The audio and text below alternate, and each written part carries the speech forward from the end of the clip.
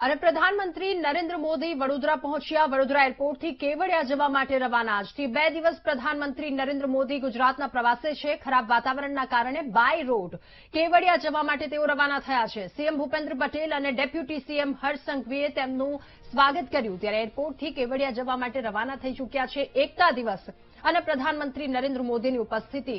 ત્યારે ખરાબ વાતાવરણના કારણે બાય રોડ તેઓ હવે કેવડિયા જવા માટે રવાના થયા છે.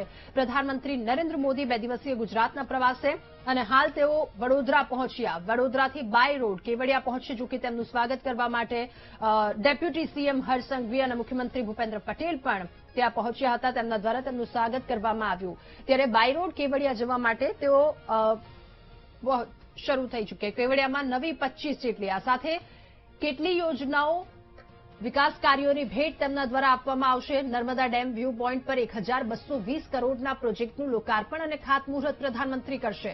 Culture programme national school of ડ્રમ્સના એ પણ પ્રોગ્રામ તેમના દ્વારા.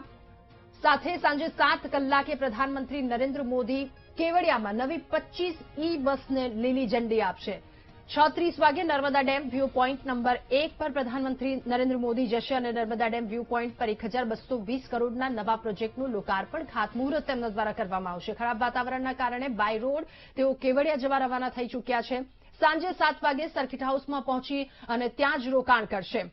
ત્યારબાદ એકતા દિવસ કેવડિયામાં નવી 25 જેટલી ઈ બસોની લીલી ઝંડી આપશે. એટલે પ્રધાનમંત્રી નરેન્દ્ર મોદી ગુજરાતના પ્રવાસે આ પ્રવાસ દરમિયાન અનેક યોજનાઓ વિકાસ કાર્યોની ભેટ આપશે.